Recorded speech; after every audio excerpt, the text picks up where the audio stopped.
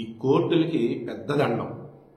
పెద్ద దండం అని ఎందుకు అంటానంటే, ఇంకా పెద్ద దండం మరలా ఎందుకు అంటానంటే, అమ్మ బాబోయ్ ఏంటంటే అసలు ఈ తీర్పులో నిన్న ఒక హైకోర్టు తీర్పు ఇచ్చింది. ఏమని?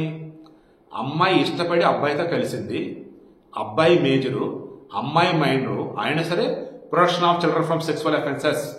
సో దాని కింద కేసు వేసాడు. కేసు వేసాడు లోపల. అయిపోయింది. అటు జీవితం సంకటం అయిపోయింది. ఆడపిల్లలకి 14 సంవత్సరాలు దాటిన తర్వాత ఏమంటే నేను మ్యూచువల్ అండర్స్టాండింగ్తో పెళ్లికి ముందు కలవటాన్ని ఎంకరేజ్ చేయను. ఓకే, జనరల్గా చెప్తున్నాను. 14 సంవత్సరాలు దాటింది లేదా 14 సంవత్సరాలు ఉన్నారన్నప్పుడు ఒక ఐడియా అనేది ఉండేది ఆడపిల్లలకి. కడుపు వచ్చిద్దనో, ఇది వచ్చేసి లైన్ కలవటం తప్పనో వాళ్ళకి అన్నీ తెలుసు. బట్ ఇష్టపడింది, కావాల్సినట్టు కలిసింది. అలా 2019లో ఒక అతనితో కలిసింది. 14 సంవత్సరాలు ఒక అమ్మాయి. అప్పుడు ఆ కుర్రాడి వయసు 19 సంవత్సరాలు. ఇద్దరు ఇష్టపడ్డారు, మ్యూచువల్గా కలిశారు. కానీ పోక్సో కేసు పెట్టి అమ్మాయి పేరెంట్స్ ఉంటారు కదా, వాళ్ళ అమ్మాయి వచ్చేసి బంగారం, వాళ్ళ అమ్మాయికి ఏం తెలియదు పాపం, అవతల ఏది చెప్తే చేసింది అని వీళ్ళు అనుకుంటారు, పోలీసులు అనుకుంటారు. చట్టాలు కూడా అలాగే ఉంది. అలాగే ఆ పిల్లోడి మీద పోక్సో కింద కేసు ఫైల్ అయింది. దిగువ కొట్టు జైలు సిచ్యువేషన్, లోపల ఉన్నాడు. అది ఇప్పుడు బాంబే హైకోర్టుకి వచ్చింది. చూశాడు. ఐ థింక్ జస్టిస్ మిలింద్ అనుకుంటా. ఆయన మెచ్చుకోవాలి. ఎందుకంటే క్రాస్ చెక్ చేసాక ఏముంది ఏంటంటే, ఆ అమ్మాయి ఇష్టపడింది, ఈ అబ్బాయి ఇష్టపడ్డారు. ఆ అమ్మాయి మైండర్ కరెక్టే, 14 సంవత్సరాల వయసు. ఆ అమ్మాయికి తెలుసుగా ఏం జరుగుతుంది ఏంటో. దాని ఆ అబ్బాయి 14 సంవత్సరాలు ఓకే, మేజర్ ఓకే. ఆ అమ్మాయికి అంతా తెలిసే జరిగింది, ఇష్టపూర్వకంగానే జరిగింది. మళ్ళీ ఇక్కడ పోక్సో కేసు ఏంటి?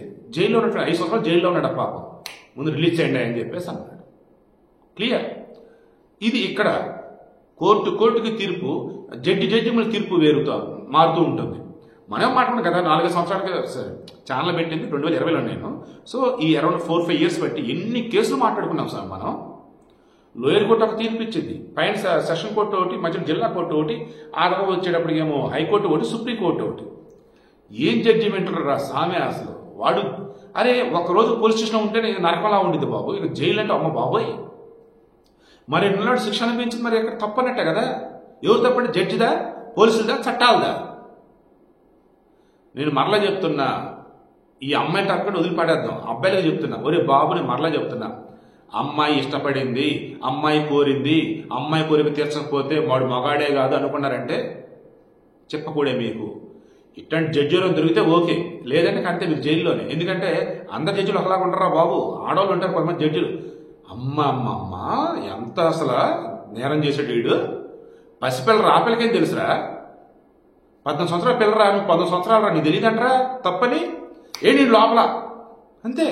గోల్డెన్ తీర్పులు అలాగే వచ్చాయి. ఈ వీడియో కూడా అదే ఎందుకే చెప్తున్నా, దయచేసి కలవద్దురా బాబు. అసలు మేజర్లు అయిన తర్వాత కలిస్తేనే కేసులు అవుతున్నాయి, ఇష్టపడి కలిసిన తర్వాత కేసులు అవుతున్నాయి.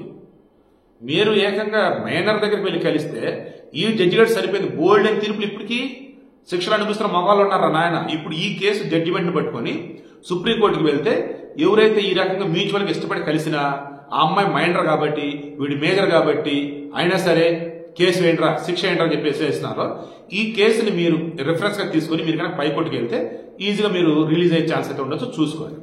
అట్ ది సేమ్ టైం అమ్మాయికి అబ్బాయిలు చెప్తా, పెళ్లికి ముందు కలవటం తప్పురా బాబు, అది మాత్రం జాగ్రత్త. ఒకవేళ కలిసిన ఇష్టపూర్వకంగా మీరు మేజర్ లైక్ కలవండి, దెన్ అప్పుడు కొద్ది గొప్ప మీరు కాపాడుకోవచ్చు. నెక్స్ట్ ముంబై కోర్టు కదా ఇది, ఇంకోటి ఏదో కోర్టు అండి సేమ్ ఇటువంటిది. ఆ అమ్మాయి మీద వేరేవాడు ఇలాగే చేసాడని చెప్పేసి వచ్చింది. ఆమె ఏం చేసింది, ఆడితో ఇష్టపూర్వకంగా కలిసింది, కానీ నాకు ఇష్టం లేదు, బలంతగా నాతో కలిసాడని చెప్పేసి అన్ని కేసు పెట్టారు. వాడు పోస్టల్ కేసు నమ్మితే 10 సంవత్సరాలు జైల్లో ఉన్నాడు అతను. తీరా అదే కోర్టుకు వచ్చింది. ఐ థింక్ ఇదే కోర్టు అనుకుంటా, ఎందుకంటే దాంతోపాటు ఉన్న న్యూస్ క్రాస్ చెక్ చేశాను. జడ్జి అన్నాడు తెలుసా, ఆమె ఏ టైంలో స్టేట్మెంట్స్ ఇచ్చింది చూడండి అని చెప్పేసి అని స్టేట్మెంట్ చూశారు. ఆమె ఒక్కో సమయం ఒక్కలాగా స్టేట్మెంట్స్ ఇచ్చింది. అండ్ అవతల ఉన్న మగోడు చెప్పేవి ఉన్నాయి, అది పోలీసులు పట్టించుకోవాలి. ఇది పెద్ద దరిద్రసారి మన దేశంలో. ఆడపిల్లలు ఏది చెప్తే అది కరెక్ట్, లేదా డబ్బున్న మగోడు ఏం చెప్తే కరెక్ట్. మరలా చెప్తున్నా, డబ్బున్న మగోడికి ఒక న్యాయం, డబ్బు లేని మగోడికి ఒక న్యాయం. డబ్బున్నా లేకున్నా ఆడవాళ్ళ విషయంలో వచ్చేసి ఆల్మోస్ట్ వాళ్ళకి ఫేవర్గానే ఉంటుంది. అలా ఈ అమ్మాయి ఏదైతే చెప్పిందో దాని ప్రకారం విచారణ చేశారు కానీ ఆ మగోడు చెప్పిన దాని తాలూకు ఏదో ఒకటి కన్సిడర్ చేయాలి. ఇష్టపూర్వకంగా కలిసిందిరా బాబు, ఎక్కడ కలిసావు ఏంటి మొత్తం చెప్పొచ్చాడు. అయినా పట్టించుకోండి. జడ్జి మొత్తం చెక్ చేసి ఇంత క్లియర్ గా ఉంది ఆ అమ్మాయి తప్పు చెప్తుందని, అమ్మాయి అబద్ధం చెప్తుందని, విడుదల చేయండి ఆ అబ్బాయిని చెప్పేసి అన్నాడు. సో చాలా రేరుగా ఉంటారు బాబు ఇట్లాంటి కేసులు, ఇట్లాంటి తీర్పులు, ఇట్లాంటి జడ్జిలు.